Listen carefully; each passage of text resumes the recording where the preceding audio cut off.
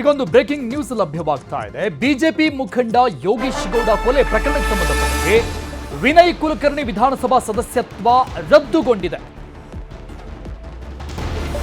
ವಿನಯ್ ಕುಲಕರ್ಣಿ ವಿಧಾನಸಭಾ ಸದಸ್ಯತ್ವ ರದ್ದುಗೊಂಡಿದೆ. ಅಂದ್ರೆ ಶಾಸಕ ಸ್ಥಾನ ಅನರ್ಹ. ವಿಧಾನಸಭೆ ಕಾರ್ಯದರ್ಶಿಯಿಂದ ಅಧಿಕೃತ ಆದೇಶವನ್ನು ಹೊರಡಿಸಲಾಗಿದೆ.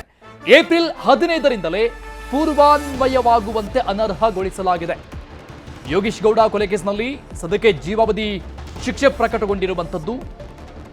ಜೀವಾವಧಿ ಶಿಕ್ಷೆ ಬೆನ್ನಲ್ಲೇ ಕುಲಕರ್ಣಿ ಶಾಸಕತ್ವ ರದ್ದಾಗಿದೆ. ಈಗ ಒಂದು ಟೈಮ್ ಒಳಗಡೆ ತಡೆಯಾಜ್ಞೆಯನ್ನು ತೆಗೆದುಕೊಂಡು ಬರಬೇಕು ಅನ್ನುವಂಥ ರೂಲ್ಸ್ ಏನಿತ್ತು, ಜೀವಾವಧಿ ಶಿಕ್ಷೆ ಅನುಭವಿಸ್ತಾ ಇರುವ ವಿನಯ್ ಕುಲಕರ್ಣಿಗೆ ತಡೆಯಾಜ್ಞೆ ತರೋಕೆ ಆಗಿರಲಿಲ್ಲ. ಸದ್ಯ ಪರಪ್ಪನ ಅಗ್ರಹಾರ ಸೆಂಟ್ರಲ್ ಜೈಲಿನಲ್ಲಿದ್ದಾರೆ ಕುಲಕರ್ಣಿ. 2023ರಲ್ಲಿ ಧಾರವಾಡ ಗ್ರಾಮಾಂತರ ಕ್ಷೇತ್ರದಿಂದ ಆಯ್ಕೆ ಆಗಿದ್ರು.